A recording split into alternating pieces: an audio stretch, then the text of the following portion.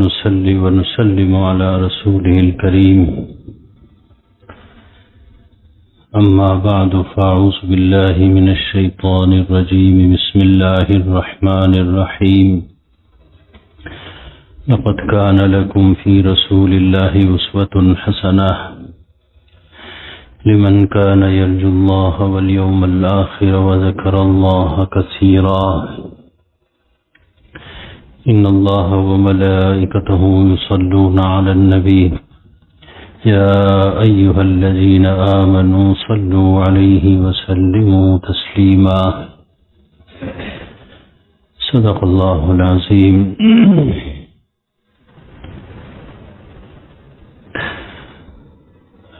اللہ رب العزت فرماتے ہیں لقد كان لكم في رسول الله أسوة حسنة، بے شک تمہارے لیے رسول اللہ صلی اللہ علیہ وسلم کی ذات مبارک میں خوبصورت نمونہ ہے۔ لمن كان يرجو اللہ،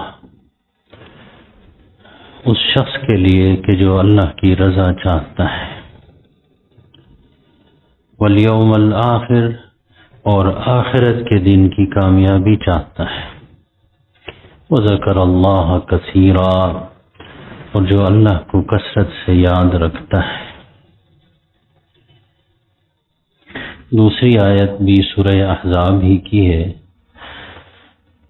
پہلی آیت بھی سورہ احزاب کی ہے۔ اللہ رب العزت فرماتے ہیں ان اللہ وملائکتہ یصلون علی النبی، اللہ اور اس کے رسول، اللہ اور اس کے فرشتے رسول اللہ صلی اللہ علیہ وسلم پر درود بھیجتے ہیں۔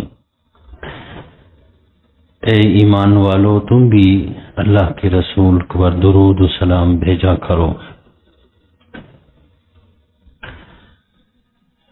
اللہم صلی علی محمد النبی الامی وعلی آلہ وسلم تسلیما۔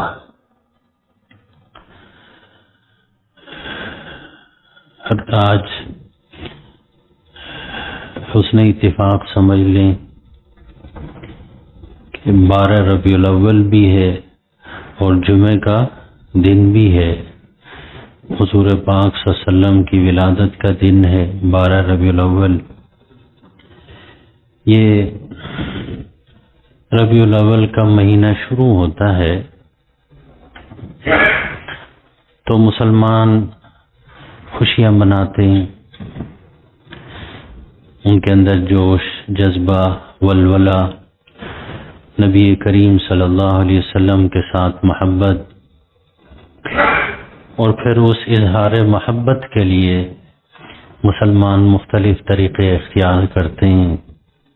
کوئی غریبوں کو کھانا کھلاتا ہے، لنگر تقسیم کرتا ہے، بہت اچھی بات ہے،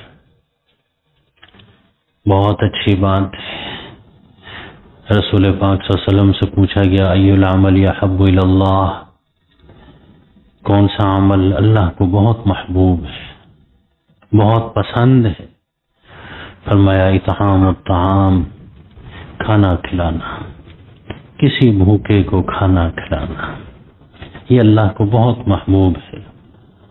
رزق کسی فقیر، کسی غریب، کسی بھوکے کے منہ میں چلا جائے، بہت اچھی بات ہے، لیکن گزارش یہ ہے کہ صرف 12 ربیع الاول کو کسی غریب کو کھانا کھلا کے اپنا آپ کو فارغ نہ سمجھا جائے۔ گزارش صرف اتنی ہے کہ غریب کے تو 365 دن غربت کے ہوتے ہیں، ایک دن غربت کا نہیں ہوتا۔ جو ہمارے ملک کے حالات ہیں اس میں تو پہلے مہینہ 30 دن کا ہوا کرتا تھا، اب 20 دن کا ہو گیا، مطلب کہ جو تنخواہ دار طبقہ ہے 20 دن کے بعد پیسے ختم ہو جاتے ہیں، مہینہ پورا ہو گیا، 10 دن ابھی باقی ہوتے ہیں، وہ قرضہ لے کے کسی سے پکڑ دکڑ کر کے اپنا گزارا کر رہے ہوتے ہیں۔ ان حالات میں کسی کو کھانا کھلانا، اور خصوصاً جو غریب لوگ، اور وہ بھی حضور پاک صلی اللہ علیہ وسلم کی محبت میں کھلانا، اللہ کی رضا کے لیے کھلانا، نور علی نور، بہت اچھی بات ہے۔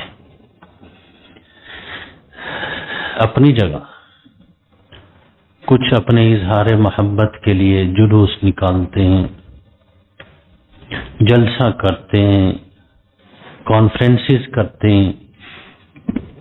حکومت کی طرف سے بھی ایک کانفرنس کا اسلام آباد میں انعقاد ہوتا ہے تاکہ حکومت بھی اپنے آپ کو مسلمان ثابت کرے۔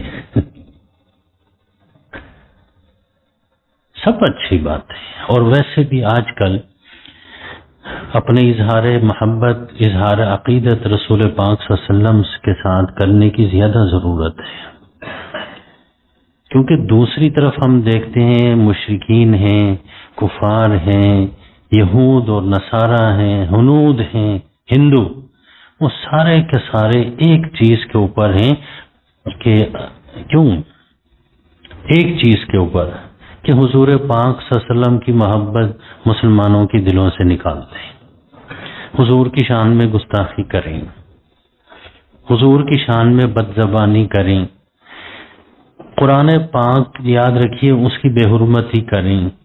آج کل اسی کام میں ساری دنیا کے کافر لگے ہوئے۔ اس سے پتہ چلتا ہے کہ دو ہی چیزیں ہیں ہمارے پاس، وہ جو اقبال نے کہا تھا کہ بمصطفیٰ برساں خیش را کے دین ہما اوست، گر بہو نہ رسیدی ہم ابو لہبیست۔ محمد مصطفیٰ صلی اللہ علیہ وسلم تک اپنی نسبت پہنچا دو، کیونکہ دین سارا وہی ہے، آپ کی ذات ہی اسلام ہے، دین ہے۔ گر بہو نہ رسیدی، اگر ان تک آپ کی نسبت نہیں پہنچتی تو جو کچھ بھی کرو گے ابو لہبی ہی ہے، کفر ہی ہے۔ اس لیے ہم کہتے ہیں سنتوں پر آ جائیں۔ کن پر آ جائیں؟ بمصطفیٰ برساں خیش را کے دین ماوست۔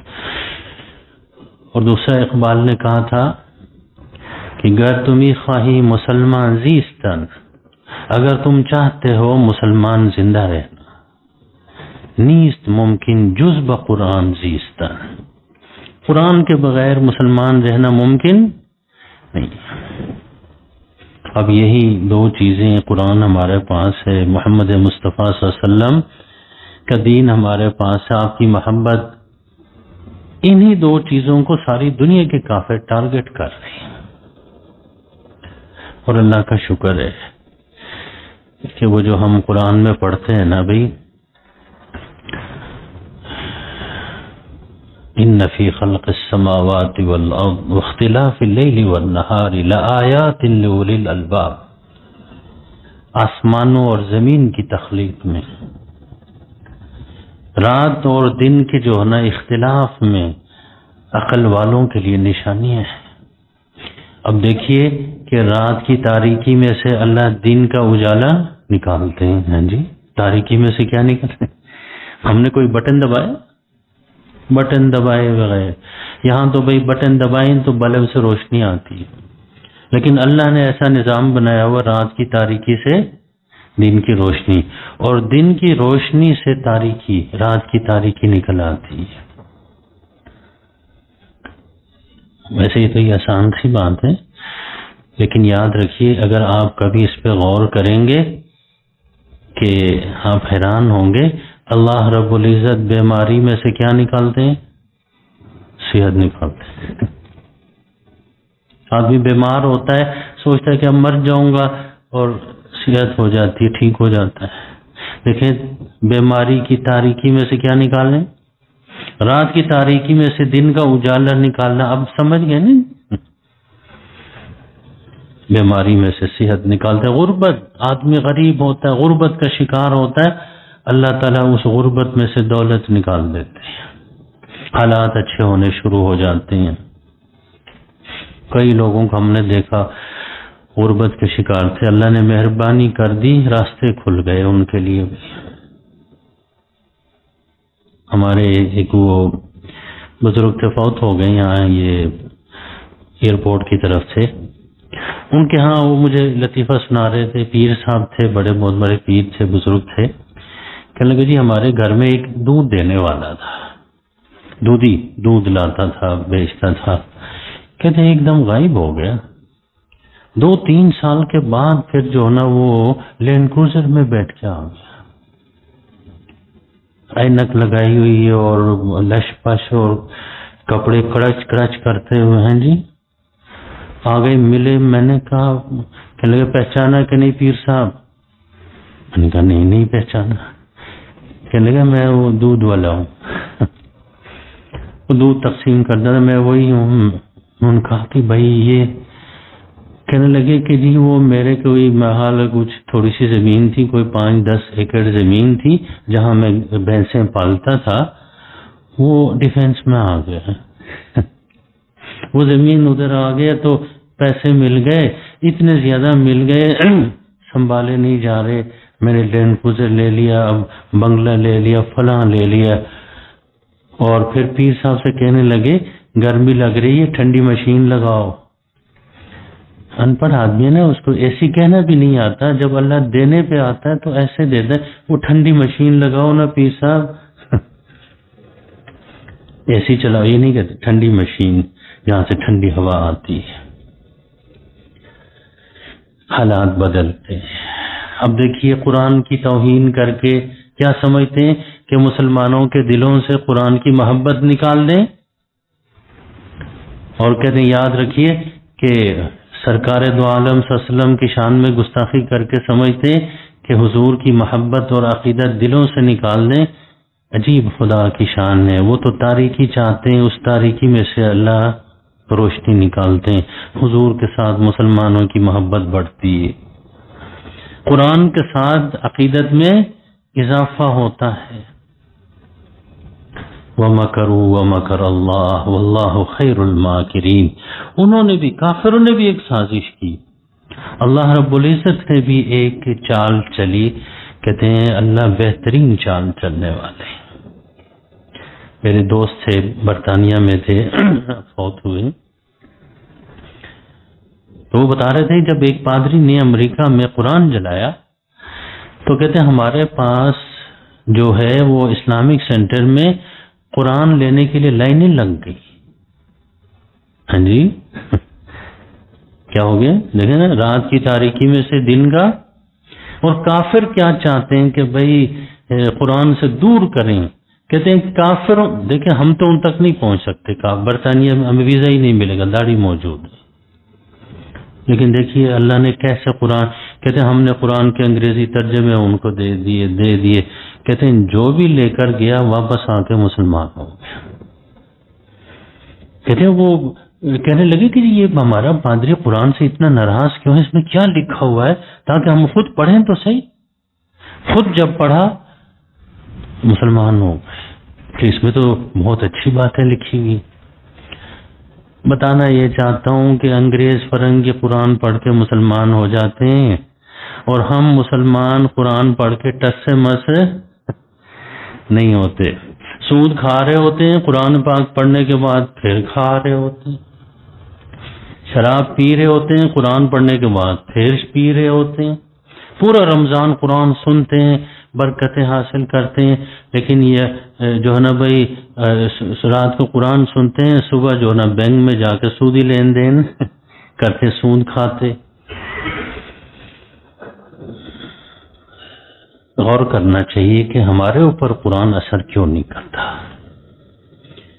بہرحال آج میں یاد رکھیے آپ سے عرض کر رہا ہوں کہ بھائی جلوس نکالیں جلسہ کریں حضور کے ساتھ اظہار محبت کے لیے کھانا کھلائیں. یہ سب چیزیں اپنی جگہ درست ہیں لیکن اہم چیز اور ہے. کیا ہے؟ اہم چیز اور ہے. وہ اہم چیز یہ ہے کہ حضور پاک صلی اللہ علیہ وسلم کے لائے ہوئے دین کو سنبھال لیں. یہ ہمارے ہاتھ سے چھوٹتا جا رہا ہے. حضور علیہ السلام کے اخلاق حسنہ کو سنبھال لیں. حضور علیہ السلام کی سنتوں پر عمل کرنا شروع کریں. اہم چیز تو یہ. اس لیے آج میں ایک دو چیزیں آپ کے سامنے رکھوں گا. سرکار دو عالم صلی اللہ علیہ وسلم نے جن چیزوں کو پسند فرمایا. ایک چیز مسلم شریف جلد ثانی میں یہ حدیث موجود ہے کہتے نا ہمیں پتہ چل جائے کہ حضور کس چیز کو پسند کرتے تھے، تاکہ کچھ نہ کچھ ہم بھی اس کو کیا کریں، وہ کام کریں، اس کو پسند کریں۔ بھائی جان اشعریین کے بارے میں حضرت ابو موسیٰ اشعری رضی اللہ تعالیٰ عنہ کی جو قوم یمن سے یہ لوگ آئے تھے، وہ مائگریٹ کر کے ہجرت کر کے مدینہ آئے، یہیں رہے، ایمان لائے، اشعریین ان کو کہتے ہیں۔ بھائی ان کے ہاں ایک بات تھی، ہمدردی کا ایک جذبہ تھا۔ وہ کیا تھا کہ جب یہ قبیلے کے پورے قبیلے کے لوگ یہاں مدینہ شفٹ ہو گئے تھے، ہجرت کر کے یہیں رہتے تھے، تو جب کچھ گھروں میں خوراک کی کمی ہوتی تھی، غذا کی کمی ہوتی تھی، تو یاد رکھیے سارے لوگ ایک چادر بچھاتے، اشعریین، اشعری قبیلے کے لوگ، یمنی تھے یہ لوگ، یمن کے رہنے والے، یہ چادر بچھاتے، چادر بچھا کے ہر ایک اپنے گھر میں جو کچھ خوراک، مثلا کھجور، آٹا، مثلا جو ہے نا وہ کشمش، سمجھ گئے کہ نہیں، کھانے کی جو بھی چیز گھر میں ہوتی تھی تو سارے لا کے وہاں ڈال دیتے تھے۔ آٹے کا ایک ڈھیر، کھجوروں کا ایک ڈھیر، کشمش کا ایک ڈھیر ہے جی۔ اس زمانے میں کھانے پینے کی چیزیں یہی ہوتی تھی۔ پنیر، جن جن کے گھر میں پنیر، وہ لا کے اس دسترخوان میں ڈال دیتے تھے، اور پھر ایک بندہ ان میں سے کیا کرتا تھا، ایک برتن لے کے سب میں برابر تقسیم کرتا تھا، سب کو۔ اب دیکھیے ہمدردی کا جذبہ ہے جی۔ اب یہ بھی نہیں ہوتا تھا کہ بھائی جو نا وہ میں دے رہا ہوں آپ لے رہے ہیں تو بھئی آپ تھوڑا سا جو ہے نا بھئی محسوس کریں گے کہ میں ذرا، جسے کہتے ہیں نا کہ اپنا آپ کو نیچے محسوس کرنا، آپ نہیں ایسا بھی۔ اب میرے پاس ایک من کھجوریں میں لا کے ڈال دیتا ہوں، مجھے بھی اسی ایک برتن میں کھجور ملے گی۔ آپ کو یہاں کچھ بھی نہیں تھا، آپ کچھ بھی نہیں لائے، پتہ ہی نہیں چلتا تھا، آپ کو بھی اسی ایک برتن میں 5 کلو یا 10 کلو کھجوریں مل جائیں گی۔ ہر ایک کی عزت نفس کا بھی خیال ہوگا، ہر ایک کے جو نفس کے ساتھ خیر خواہی بھی، مل بانٹ کے کھانا، بانٹ کے کھانا، ہمارا ہوتا ہے منڈ کے کھانا، نہیں، یہ ان کے اندر ایک چیز تھی، شروع سے چلی آ رہی تھی۔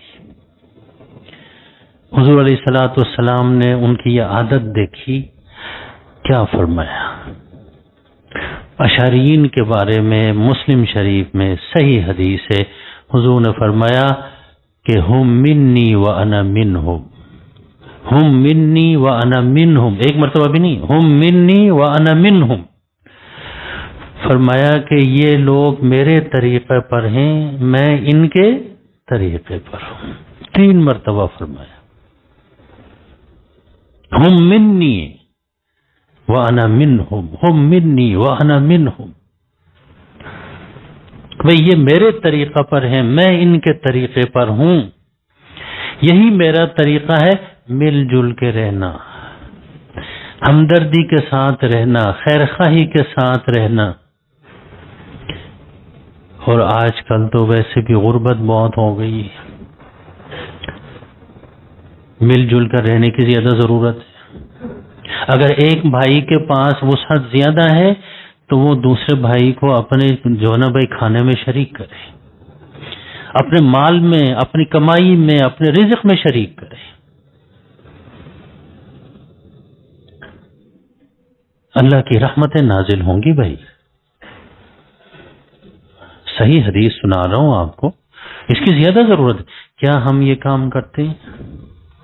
بھائی ایک بھائی کے پاس دولت آ گئی، دوسرے بھائی کے غربت ناچ رہی ہوتی ہے تو دوسرے بھائی کو پوچھتے؟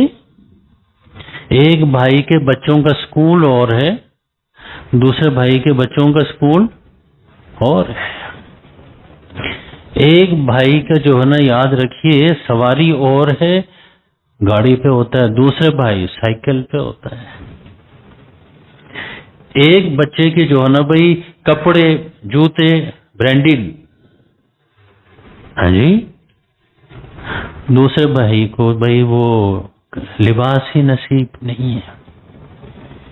سرکار دو عالم صلی اللہ علیہ وسلم فرمایا تھا کہ لا یؤمن احدکم حتی یحب لاخیہ ما یحب لنفسہ، تم میں سے مسلمان، کامل مسلمان، صحیح مسلمان نہیں ہو سکتا، مومن نہیں ہو سکتا بندہ جب تک کہ جو اپنے لیے پسند کرتا ہے وہ اپنے بھائی کے لیے بھی، کیا جو ہم سواری اپنے لیے پسند کرتے ہیں اپنے بھائی کے لیے بھی پسند کرتے ہیں؟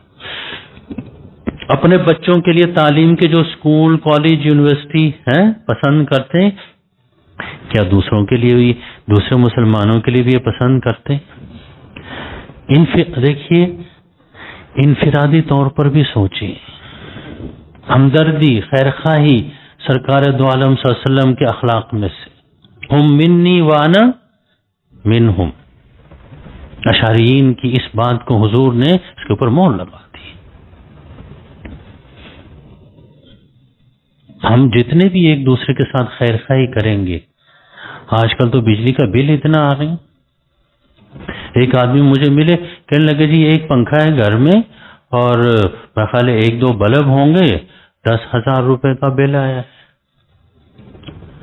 اگر اس چیز کو حکومت محسوس کرے، کوئی بھی حکومت میں ہو، وہ محسوس کرے کہ بھائی حکمرانوں کے بچے جس سکول میں پڑھتے ہیں دوسرے مسلمانوں کے بچے بھی ایسے ہی سکولوں میں پڑھیں، مومن ہونے کے لیے تو یہ ضروری ہے نا۔ ہاں جی، جیسے لباس وہ پہنتے ہیں بھائی برانڈیڈ لباس پہنتے ہیں، ایسے ہی سب کو میسر ہو۔ اب دیکھیں کافروں کے ملک میں جائیں وہاں تو یہ مساوات، یہ برابری ہے، لیکن ہمارے ہاں مسلمان ہیں اور اپنے آپ کو مسلمان کہتے ہیں، حرکتیں ایک بھی مسلمانوں والی نہیں۔ کس کس سے گلا کریں، کس کس کا بتائیں؟ ہمدردی کا جذبہ ہے کسی کے ساتھ سوائے آپس میں لڑنے کے؟ ہمیں کوئی اور کام آتا ہے؟ تیرے پیچھے نماز نہیں ہوتی، اس کے پیچھے نماز نہیں ہوتی، اوپر نماز نہیں ہوتی، نیچے نماز نہیں ہوتی، وہ پاؤں کے بیچ میں فاصلہ کتنا ہے؟ کیا ہو گیا؟ دنیا میں پنپنے کے یہی انداز ہے؟ اس لڑائی کہا گیا ہمدردی آپس میں، خیر خواہی آپس میں، مل جل کر رہیں، جڑ کر رہیں۔ ماڈرن ٹاؤن والوں کو تو یہ بات بتاتا ہوں، اوپر سے شاید بات گزر جاتی ہے، تو بھائی ہم تو کسی غریب جو نا، کیا خیال ہے، یاد رکھیے ہمارے معاشرے میں اتنا فرق آ چکا ہے کہ یاد رکھیے کہ آپ کے جو نا بھائی بازار بھی اور ہیں، غریبوں کے بازار، غریبوں نے سودا کہاں سے لینا ہے؟ اچرے سے لینا ہے، آپ نے کہاں سے لینا ہے؟ شاپنگ مال سے،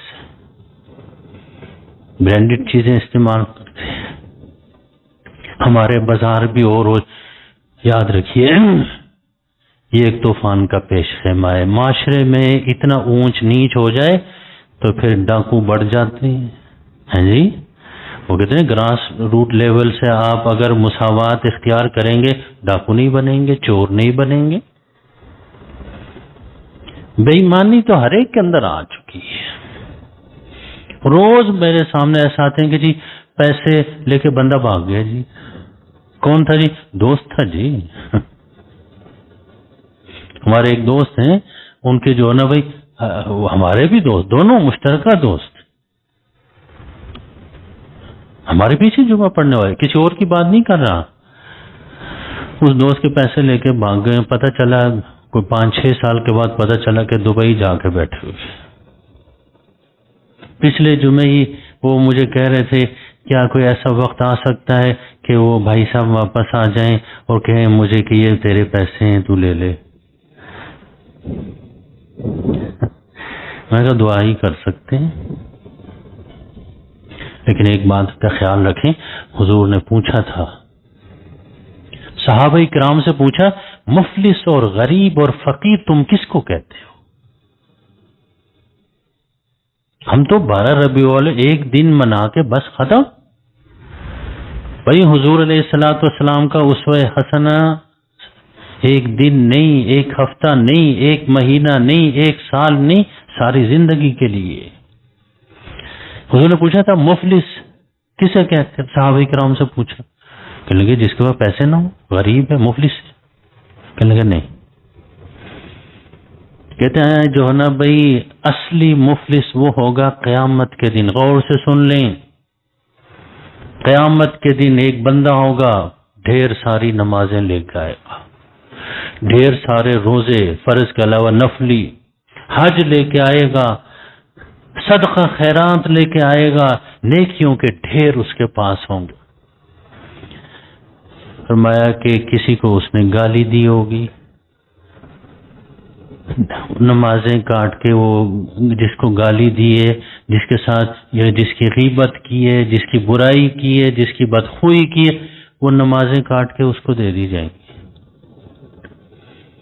کسی کی زمین پہ قبضہ کیا ہے، ہاں جی، پیسے پہ قبضہ کیا، کھا گیا پیسے، تو کہتے ہیں کہ بھائی وہ اس کی نمازیں، اس کے روزے، اس کی نیکیاں پھر یہ جس مظلوم ہے اس کو دے دیے جائیں گے. کسی کو مارا ہوگا، کہتے ہیں کہ بھائی نمازیں، کیونکہ وہاں پر جو ہے نا روپیہ، ڈالر اور یہ پاؤنڈ یہ نہیں چلیں گے. وہاں پر کرنسی کیا ہے؟ نیکیاں. کٹوتی وہیں سے ہوگی. اس لیے کسی کو گالی نہ دیں، غیبت نہ کریں، کسی کے زمین یا کسی کے مال پر ناجائز قبضہ نہ کریں. فرمایا ہوتے ہوتے صورتحال ایسی ہو جائے گی کہ اس آدمی جو ظالم ہے اس کی نیکیاں ختم ہو جائیں گی، مظلوم جو ہیں ان کی جو ہے نا بھائی ان کے اوپر جو ظلم کیا ہوا ہے وہ کٹوتی پوری نہیں ہوگی. پھر کیا کیا جائے گا؟ فرمایا کہ پھر اس مظلوم کے جتنے گناہ ہوں گے وہ اٹھا کے اس ظالم کے اوپر ڈال دیے جائیں گے. یہ آدمی سب سے بڑا مفلس ہوگا، سب سے بڑا غریب قیامت کے دن کا یہ ہوگا. نمازیں تو لے گیا تھا، کوئی اور لے گیا، روزے لے گیا تھا، حج لے گیا تھا، عمرہ لے گیا تھا، صدقہ خیرات لے گیا تھا، لیکن وہ سارے کے سارے کوئی لے اڑا دوسرا جس کے ساتھ ظلم ہوا تھا. فرمایا کہ یہ ہے اصلی مفلس، کسی کے ساتھ ظلم نہ کرے. آج کل ہمارے پاس کیس ایسا آ رہے ہیں، شوہر بیوی کے اوپر ظلم کر رہا ہے، نہ آباد کرتا ہے نہ آزاد کرتا ہے. اتنے کیس ہیں خواتین کے اوپر ظلم. وہ خدا کا خوف کرے. نکاح کے وقت ہی پڑھایا جاتا ہے اتقوا اللہ، اللہ سے ڈریں، اللہ سے ڈریں، اللہ سے ڈریں. وہ 3 آیتیں جو ہم پڑھتے ہیں نکاح پڑھاتے وقت اس میں تینوں میں یہ اتقوا اللہ، اللہ سے ڈرو. شوہر کو بھی کہا جا رہا ہے بیوی کے حق ادا کرنے میں اللہ سے ڈرو. اگر تم سمجھتے ہو یہ کمزور ہے تو یاد رکھیے کہ اوپر والا تو بڑا طاقتور ہے. حضرت ابو مسعود انصاری کی روایت مسلم شریف میں، وہ اپنے غلام کو مار رہے تھے. حضور نے فرمایا یا ابا مسعود، اے ابو مسعود. پیچھے دیکھا حضور کھڑے، ہٹ گئے. کہنے لگے جتنا تجھے اس غلام کے اوپر قابو اور قدرت ہے، عرش والے کو تجھ سے زیادہ تیرے اوپر قدرت ہے. تو اس غلام کو کمزور کو مار رہا ہے، اگر اوپر والا تجھے تیرے اوپر کوڑے برسائے پھر تجھے کون بچائے گا؟ کیا ہم اس چیز کو دیکھتے ہیں؟ گھروں میں نہیں دیکھتے، محلے میں نہیں دیکھتے، ملک میں نہیں دیکھتے. جس کے پاس ڈنڈا ہے وہ جس کی لاٹھی اس کی بھینس. وہ تو پہلے مشہور تھا نا، جس کی لاٹھی اس کی بھینس. آج کل تو بھینس بھی اسی کی، گائے بھی اسی کی، بکری بھی اسی کی، اور ساری چیزیں اسی کی. آپس میں ہمدردی کا جذبہ رکھیں. ربیع الاول کا 12 ربیع الاول کا یہ پیغام سرکار دو عالم صلی اللہ علیہ وسلم نے اشعریین کی اس عادت کو پسند فرمایا. ہم منی وانا منہم. ہمارے مسلمانوں کو فرقوں میں بانٹ کے لڑایا جاتا ہے. کبھی کوئی اپنے آپ کو مسلمان نہیں سمجھتا. کہتے میں دیوبندی ہوں، اگلا کہتا میں بریلوی ہوں، اگلا کہتا میں اہل حدیث ہوں، میں حنفی ہوں، میں شافعی ہوں، میں مالکی ہوں. بھائی وہ مسلمان کدھر چلا گیا؟ قرآن میں تو تعارف یہ کہ بھائی ہوا سماکم المسلمین، اس نے تمہارا نام کیا رکھا ہے؟ مسلمان رکھا۔ قرآن کی آیت ہے بھائی میں مسلمان ہوں، اہمیت مسلمان ہونے کی ہے، باقی چیزیں بات کی ہیں۔ جیسے یاد رکھیے کہ اہمیت انسان ہونے کی ہے، اہمیت کس چیز کی ہے؟ انسان ہونے کی اہمیت ہے۔ یاد رکھیے ارائیں برادری، ہاں جی، اس کی اہمیت ہے؟ ارائیں کی کوئی اہمیت نہیں ہے، وہ آپس میں تعلق جوڑ کے رہیں گے وہ ٹھیک ہے، اللہ کے اس کی کوئی اہمیت نہیں۔ بٹ برادری، کشمیری برادری، پٹھان برادری، سندھی کی کوئی اہمیت نہیں۔ اصل اہمیت کس چیز کی ہے؟ کیوں؟ اس لیے کہ ارائیں تو صرف پاکستان میں ہوں گے بھائی، جٹ رانا ادھر پاکستان میں ہوں گے، سعودی عرب میں جائیں گے وہاں تو ہے ہی نہیں، برطانیہ میں جائیں گے وہاں تو ہے ہی نہیں، لیکن مسلمان وہاں بھی ہیں، برطانیہ میں بھی ہیں، امریکہ میں بھی ہیں۔ اس لیے کہا انما المؤمنون اخوۃ، مسلمان آپس میں کیا ہیں؟ یہ نہیں کہا کہ بھائی بٹ آپس میں بھائی ہیں، یہ نہیں کہا چودھری آپس میں بھائی ہیں، کہا مسلمان آپس میں بھائی۔ دعا یہ فرمائیں ربیع الاول کی برکت سے اللہ ہم سب کو آپس میں بھائی بھائی بنا دے، ایک دوسرے کے خیر خواہ بنا دے، ایک دوسرے کے ہمدرد بنا دے۔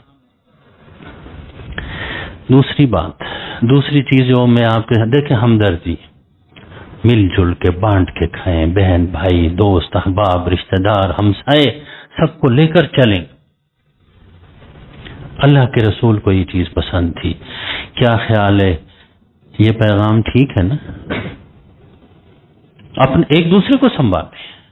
آج آپ کے پاس خوشحالی ہے، اچھا وقت ہے، کل کو حالات بدل سکتے ہیں، باتیں پھر یاد رہتی ہیں۔ اگر اس وقت آپ نے کسی کے ساتھ نیکی کی، بھلائی کی، اچھائی کی،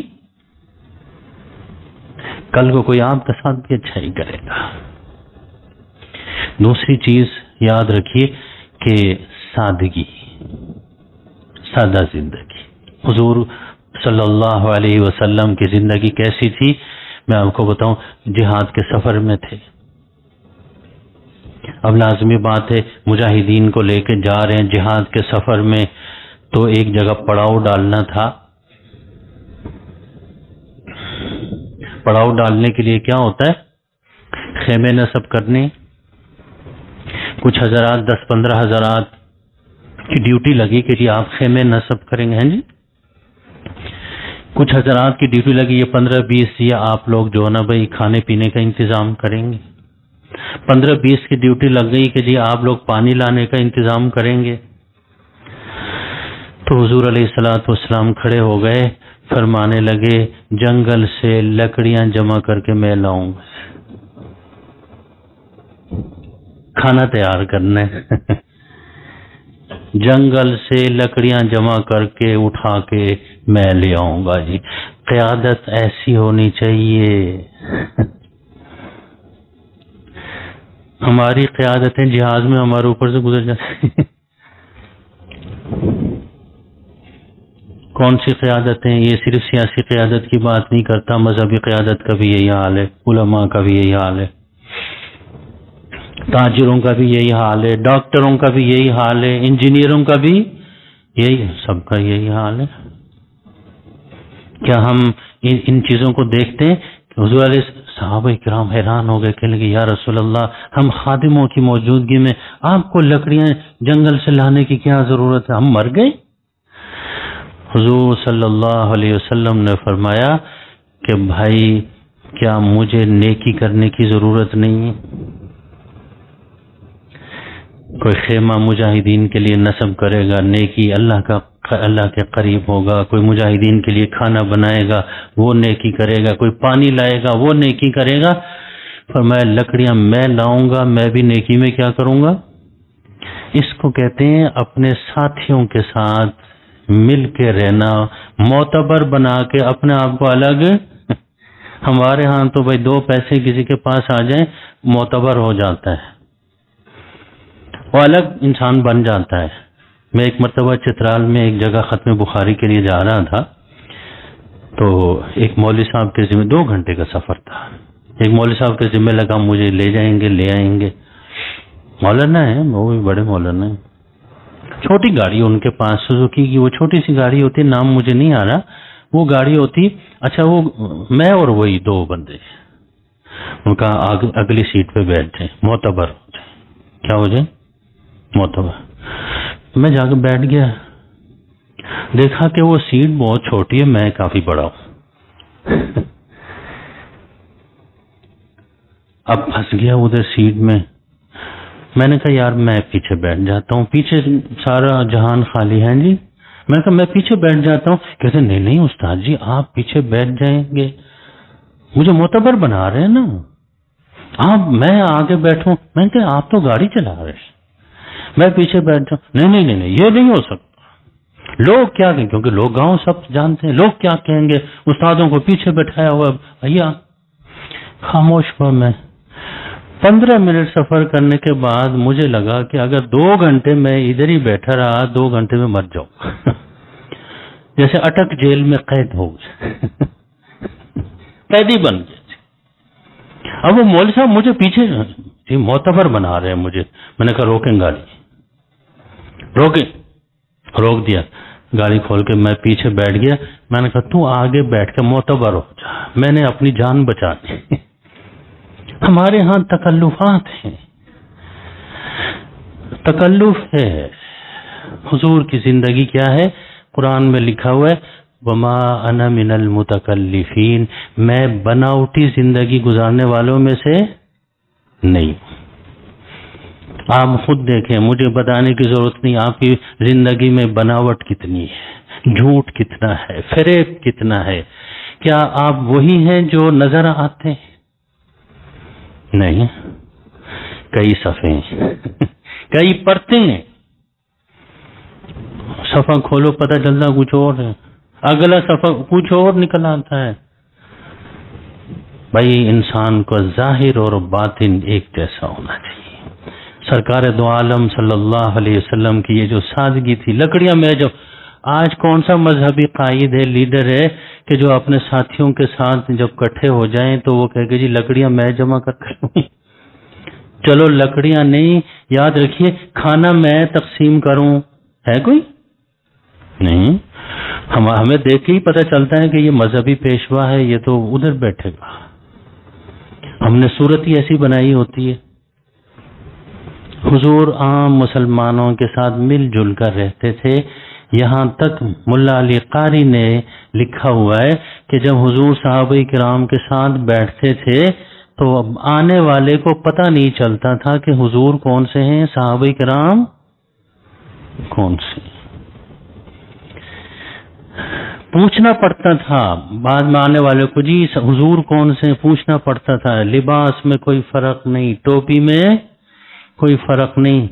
میں تو کوشش کرتا ہوں ایک مقتدی مجھے جو نا بزرگ مقتدی مجھے کہنے لگے میں آپ کے لیے شیروانی سلوا رہا ہوں شیروانی. میں نے کہا کیا میں تو شیروانی نہیں پہنتا میں کوئی قائد اعظم ہوں شیروانی یا کوئی سرکاری آدمی ہوں. میں تو درویش آدمی ہوں اپنے سادہ لباس میں رہتا ہوں یہ بہت خوبصورت لگے گا.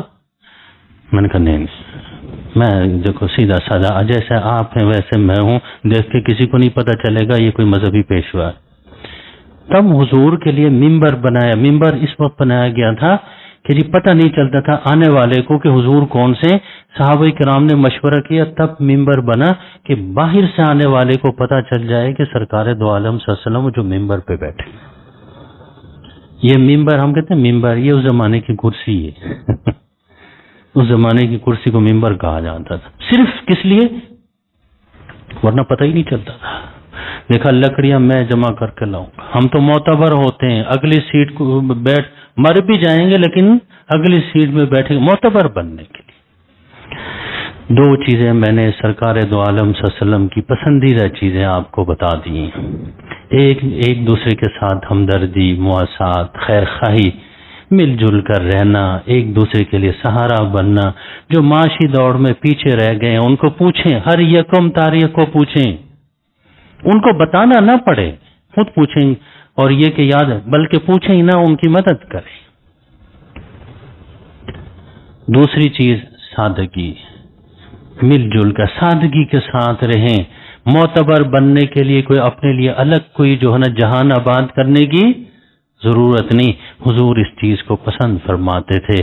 یاد رکھیے ربیع الاول کے حوالے سے یہ دو چیزیں ہمارے اندر آ جائیں. باقی انشاءاللہ اگلے جمعے کو بھی اسی پہ بات کریں گے کہ حضور کو کون سی چیزیں پسند تھی، حضور کی عادتیں کیسی تھی. دیکھا کیسی عادت، سادہ عادت تھی. اس لیے حضرت عائشہ رضی اللہ عنہ سے پوچھا گیا کہ حضور کے اخلاق کیسے تھے.